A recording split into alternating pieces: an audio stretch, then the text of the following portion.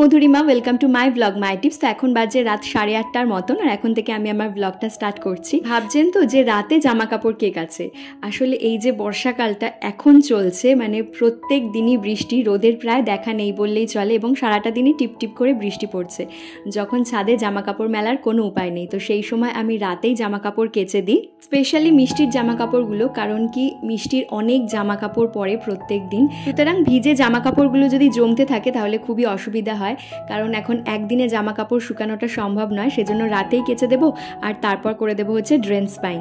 আজকে অভিজ্ঞতা থেকে মনসুন রিলেটেড কয়েকটা টিপস আপনাদের সঙ্গে শেয়ার করতে চাইবো। এক্স্যাক্টলি আমি যেরকম টাইটেলটা দিয়েছি সেই অনুযায়ী আজকের ব্লগটা এগিয়ে নিয়ে যাব। হাতে কেচে দেওয়ার পর যদি ওয়াশিং মেশিনে ড্রেন স্পাইন অপশানটা থাকে, তো এটা আমি বলছি তার কারণ হচ্ছে আমি নিজেও আগে জানতাম না যে এইখানে এই অপশানটায় জামা কাপড় একদম শুকনো করে দেওয়া যায়, পুরো একদম 90% মতন, জল ঝরবে না। যদি আমরা রাতেও জামা কাপড় কাচি তাতেও কোনো অসুবিধা হবে না। তো এটা আমার জানা ছিল না, ওয়াশিং মেশিন কেনার অনেক দিন পরে জানতে পেরেছি, সেজন্য ভাবলাম যে আপনাদের সঙ্গে একবার শেয়ার করে রাখি। তো এই যে জামা কাপড় আমি সমস্ত মেলে দিয়েছি, আর সকালবেলায় উঠে দেখলাম মেঘলাই ওয়েদার রয়েছে, কিন্তু জাস্ট 15 থেকে 20 মিনিটের জন্য যদি আমি একটু বাইরের হাওয়াটা লাগিয়ে নিতে পারি জামা কাপড়ে, তাহলে কি হবে, একটা ব্যাড স্মেল তৈরি হয়, সেটা আর থাকে না। আর হ্যাঁ, আরও একটা কথা বলে রাখি, আমি মিষ্টির জামা কাপড় সাধারণত লিকুইড ডিটারজেন্টে কাচি, এবং ডিটারজেন্টে কাচার সময় কিছুটা কমফোর্ট আমি ইউজ করি। তো বর্ষাকালে জামা কাপড়ে একটা বাজে গন্ধ হয় না, স্পেশালি মিষ্টির জামা কাপড়গুলোতে তো আমি ব্যবহার করি। তাহলে চলুন, জামা কাপড় এখানে মেলা হয়ে গেল, এরপর নিচে যাওয়া যাক। মিষ্টি ওর ঠাম্মা দাদার কাছে আছে।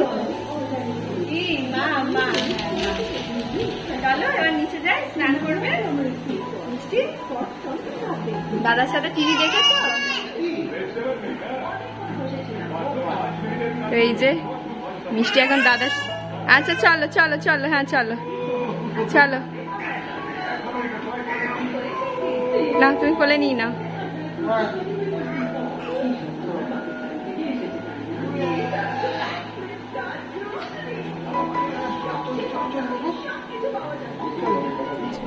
কিছুদিন আগেও যখন একটা প্যাচপ্যাচে গরম পড়েছিল, সেই সময় বাচ্চাদেরকে যদি তেল মাখাতে যাই তাহলে ওরা সত্যি খুব বিরক্ত হয়ে যাবে, কারণ তেল জিনিসটা এমনিই চিটচিটে হয়। কিন্তু এই যে বর্ষা পড়েছে আর একটু ঠান্ডা ঠান্ডা ওয়েদার রয়েছে, এই সময় বাচ্চাদেরকে তেল মাখানোটা একদম অ্যাপ্রোপ্রিয়েট, কারণ কি ওরাও রিল্যাক্স ফিল করে, এবং স্নানের আগে যদি একটা বডি অয়েল ম্যাসাজ থাকে তাহলে ওদের শরীরটাও গরম হয়ে যায় এবং স্নানের সময় ওরা একটা আরাম পায়। সেই জন্য এই যে বর্ষা পড়ার পর থেকেই আমি মিষ্টিকে প্রত্যেক দিন স্নানের আগে তেল মাখানোটা স্টার্ট করেছি। মিষ্টিকে আমি মামা আর্থেরই বডি অয়েল ম্যাসাজ যেটা রয়েছে সেটা ব্যবহার করাই। একদম ছোটবেলায় মিষ্টিকে হিমালয়ের বডি অয়েলটা দিতাম, কিন্তু তারপরে আমি চেঞ্জ করে দিই। মামা আর্থের বডি অয়েলটা আমার খুব ভালো মনে হয়েছিল, সেজন্য তারপর থেকে সেটাই ব্যবহার করি। এছাড়া মিষ্টি মাথাতেও মামা আর্থের যে হেয়ার অয়েলটা রয়েছে সেটাই ব্যবহার করে।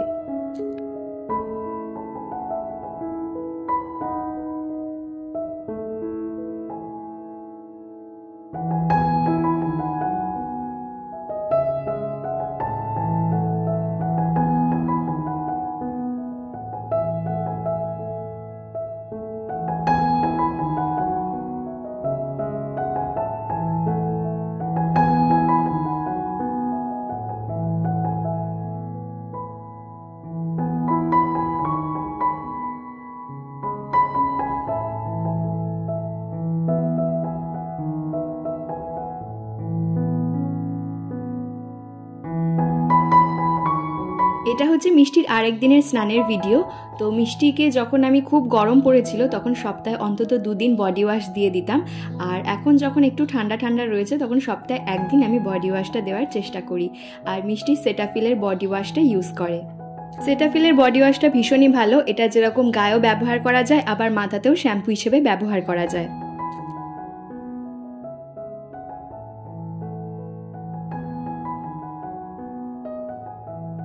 স্নানের পরে যাতে ওর স্কিন ড্রাই না হয়ে যায় সেজন্য আমি অবশ্যই সেটাফিলের বডি লোশনটা ওকে ব্যবহার করাই। আপনারা অনেকেই জিজ্ঞেস করেন সেটাফিল ভালো না সেভামেট, এছাড়া আরও অনেক ব্র্যান্ডের নাম বলেন।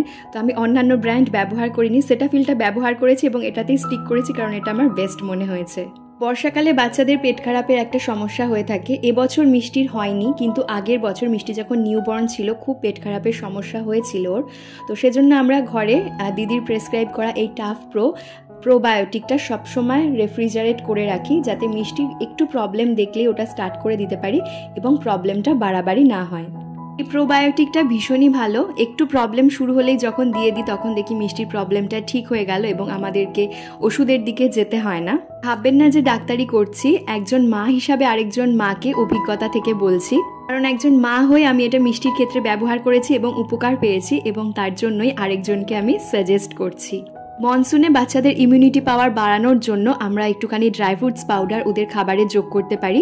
এছাড়া ড্রাই ফ্রুটস লাড্ডু তো মাঝে মধ্যেই দিয়ে থাকি আমি মিষ্টিকে, তো এখানে আমি ড্রাই ফ্রুটস পাউডার কিছুটা পরিমাণ ওর জন্য সরিয়ে রেখেছিলাম, তো সেটা এখন দুধের সাথে অ্যাড করে দিচ্ছি আর তার সাথে ওকে দেবো হচ্ছে কর্নফ্লেক্স। তো ড্রাই ফ্রুটস পাউডার কীভাবে তৈরি করেছিলাম সেটা আগেই আপনাদের সঙ্গে ব্লগে শেয়ার করেছি, এখানে একটু শর্টের মধ্যে দিয়ে দেখিয়ে দিলাম। আমন্ড বাদাম, কাজু বাদাম, আখরোট বাদাম আর তার সাথে মাখানা একসাথে ড্রাই রোস্ট করে তারপর সেটা গুঁড়ো করে রেখে দেওয়া।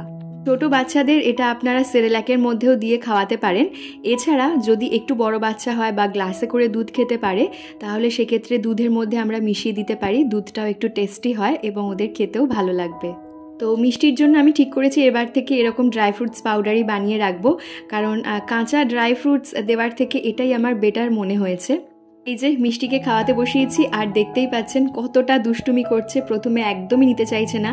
এর প্রথমবারটায় যখন দিয়েছি তখন আরও অনেকবার রিজেক্ট করেছিল, কিন্তু আমি তো রিজেক্টেড হওয়ার লোক নই, এজন্য আমি ওকে খাবার বারবারই অফার করতে থাকি এবং দেখি যে ও কখন নেয়। মিষ্টি মাঝখানে একদম খাওয়া দাওয়া করতে চাইছিল না, খাওয়া দাওয়া প্রায় ছেড়েই দিয়েছিল। আমি তো একদম চিন্তায় পড়ে গেছিলাম, খাবার ওর সামনে আনলেই ও চিৎকার করে উঠতো, সে আমি কম খাবার আনি চাই বেশি খাবার আনি। তখন আমি কারণটা খুঁজে বের করি, হয়তো ওর একদিন পটি হয়নি বা পটি হলেও সেটা ক্লিয়ারভাবে হয়নি, তো সেই জন্য ও খেতে চায় না অনেক সময়। তো সেই সময় আমি কি করতাম যে ওকে আমি এমনি ওর মতন করে খেলতে দিতাম আর অল্প অল্প করে, একদম অল্প করে খাবার হয়তো ওর মুখে দিয়ে দিলাম এবং ও ঘুরতে ফিরতে খেয়ে নিল।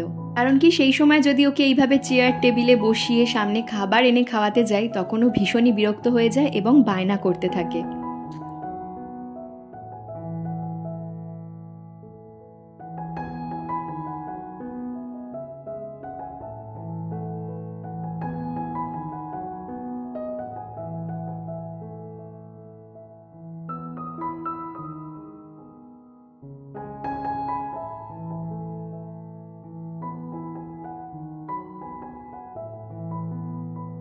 মিষ্টি এই জাস্ট একটু ঘুমোতে গেল আর এখন আমি ওর জামা কাপড়গুলো একটুখানি আয়রন করতে চলে এসেছি, জামা কাপড় থেকে শুরু করে কাঁথা, কারণ বর্ষাকালে যতই কাপড় জামা শুকনো হয়ে যাক না কেন একটা ঠান্ডা ঠান্ডা ভাব থেকে যায়। তো মিষ্টি এখন ঘুমোচ্ছে আর মিষ্টি জামা কাপড়গুলো এখানে আয়রন করে ফেলছি, কারণ বর্ষাকালে একটু যদি আয়রন করে রাখা যায় না তাহলে জামা কাপড়গুলো বেশ ফ্রেশ থাকে, একদম ড্রাই থাকে আর নিজেরও স্যাটিসফাইড ফিল হয়। যখন মেয়েকে আমি দিয়ে এটা ঘুম পাড়াই তখন মনে হয় যে না বেশ গরম রয়েছে, বেশ ভালো লাগে আর কি। তাহলে চলুন জামা কাপড়গুলো আয়রন করা যাক এবং ব্লগটাও এগিয়ে নিয়ে যাওয়া যাক, আশা করছি আপনাদের ভালো লাগছে। আমি খুবই কনফিউজড যে কি ধরনের ভিডিও আপনাদের সঙ্গে শেয়ার করব, ব্লগ রিলেটেড না টিপস রিলেটেড। তো আপনারা কিছুজন বলেছেন যে ব্লগস রিলেটেড, আবার কিছুজন টিপস রিলেটেড বলেছেন, তো সেক্ষেত্রে আমি ভেবেছি ব্লগও থাকবে তার সাথে কিছু টিপসও থাকবে, এরকম ভিডিও আপনাদের সঙ্গে শেয়ার করতে।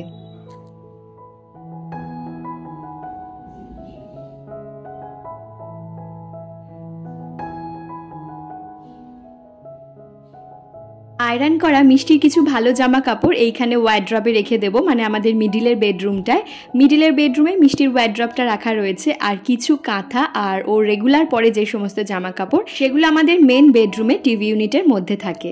টিভি ইউনিটের মধ্যে যতগুলো স্পেস রয়েছে প্রত্যেকটাই এখন মিষ্টির কাজেই ব্যবহৃত হয়। এই যে ওপরের পোর্শনটায় রয়েছে মিষ্টির কাঁথা, তার সাথে রয়েছে মিষ্টির স্নানের জিনিসপত্র যেরকম টাওয়েল থেকে শুরু করে গা মোছার জিনিস, এই সমস্ত জিনিসগুলো থাকে। এছাড়া গায়ে দেওয়ার ছোটোখাটো কয়েকটা চাদর রয়েছে মিষ্টির জন্য।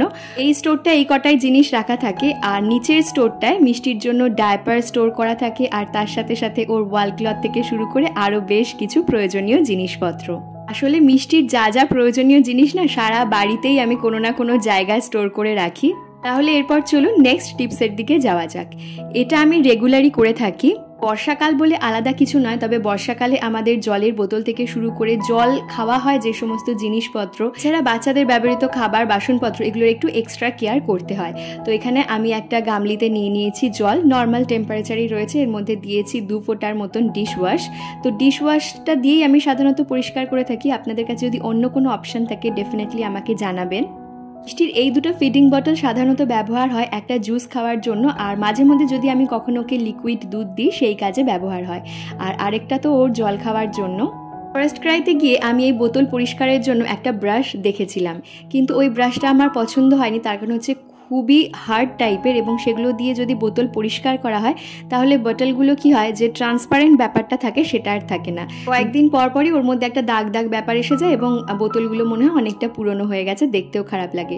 সেজন্য মিষ্টিরই একটা এরকম রুমাল, নরম রুমাল আমি ভেতরে দিয়ে দিয়েছি, আর তার মধ্যে চামচ দিয়ে ভিতরটা ভালোভাবে পরিষ্কার করে নিচ্ছি। আসলে এই ফিডিং বটলগুলো বিশেষ করে বাচ্চাদের ক্ষেত্রে যেহেতু ব্যবহার হয়, সেজন্য যতই আমরা এটা ধুই না কেন, জল দিয়ে ধুই না কেন, ডিশ ওয়াশ দিয়ে ধুই না কেন, নিচের পোর্শনটা কিন্তু মনে হয় যেন ময়লা থেকে গেল। সেজন্য এইভাবে ধোয়াটাই আমার খুব ভালো মনে হয়, আর এইভাবেই আমি প্রত্যেক দিনই একবার খাওয়ার পরে ধুয়ে দিই।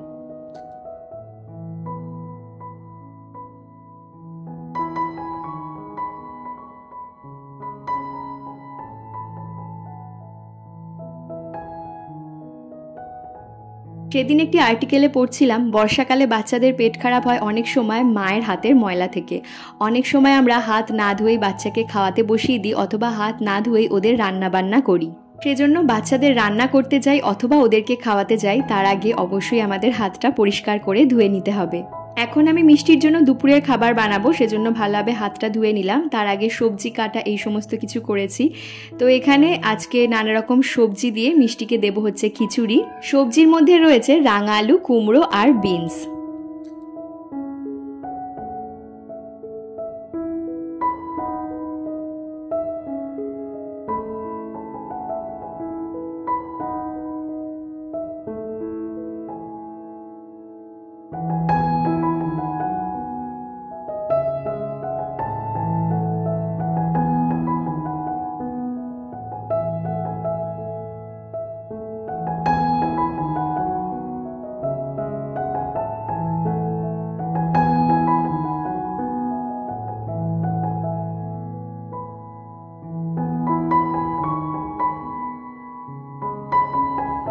মাঝে মধ্যে মিষ্টিকে আমি লেবুর জুস করে দিই, তবে লেবুর পুরো অংশটা যাতেও পায় এরকম ছোট ছোট টুকরো করেও ওকে খেতে দিই। এতে করেও নিজের হাতে খাওয়ারও একটা অভ্যেস বজায় থাকে, আর লেবুর পুরো অংশটাও পাওয়া হয়ে যায়। এখন বর্ষাকাল হলেও মাঝে মধ্যে বৃষ্টি আসার আগে এত মারাত্মক গরম লাগছে, মনে হচ্ছে যেন দম আটকে আসছে। সেজন্য মিষ্টিকে এখন কোনো জামা পরাইনি। আর আরও একটা জিনিস কি, আমি যদি একটুও না ঘামি তাহলেও দেখি মিষ্টি পুরো ঘেমে স্নান হয়ে যাচ্ছে। ইভেন এসি চালালেও এসির মধ্যে থাকতে থাকতেও ওরা ঘেমে যায়। এই যে এখন মিষ্টির জন্য দুপুরের খাবার প্রিপেয়ার করছি, আগেই ওর জন্য খিচুড়িটা বানিয়ে নিয়েছিলাম, আর তার সাথে থাকবে বয়েলড এগ।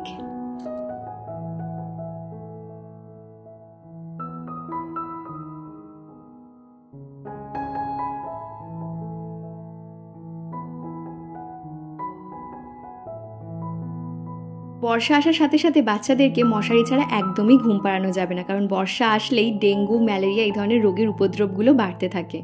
সেজন্য সকালে, দুপুরে, রাত্রে মিষ্টি যখনই ঘুমাক না কেন, রাত্রে অবশ্য আমরা বড় মশারি টাঙাই, অন্য সময় যদিও ঘুমায় তাহলে ওকে আমি মশারি দিয়ে দিই। এরপর বর্ষাকালে যেটা প্রয়োজনীয় জিনিস, যেটা আমি কয়েকদিন আগের ব্লগেও বলেছি, এই ম্যাট্রেস প্রোটেক্টর। সত্যি কথা বলতে এটা ভীষণভাবে বিছনাটাকে বাঁচিয়ে দিল। আর বর্ষা পড়ার সাথে সাথেই বাচ্চারা দেখবেন একটু বেশি টয়লেট করে, সেক্ষেত্রে বিছনা বারবার ভিজে যায়। তো এখন এই যে ক্লোথ ডাইপার যেগুলো হয় সেগুলো মিষ্টির জন্য কিনেছিলাম, ভীষণ কাজে আসছে বর্ষাকালে। কারণ কি, একবার এই ডাইপারটা ভিজে গেলেও জামাটা ভিজে যাওয়ার হাত থেকে কিন্তু রক্ষা পেয়ে যায়। সেজন্য আমি এই ডাইপারগুলো এখন কাজে লাগাচ্ছি। আর এখন মিষ্টিকে আমি একটু বেশি ডাইপার পরাই, যেরকম স্নান করে হয়তো ঘুমোচ্ছে তখন একবার পরিয়ে দিলাম, আবার দুপুরবেলা ঘুমের সময়, আবার রাত্রেবেলা ঘুমের সময়, আর মাঝে সন্ধেবেলায় একবার। ও বারবার ভিজে গিয়ে বিরক্ত হয় না, আর আমারও কাজ অনেকটা কমে যায়। মামাই, মিষ্টি রাতের জন্য একদম রেডি। মিষ্টিকে বডি লোশন মাখিয়ে আর প্রপার ড্রেস পরিয়ে দিয়েছি।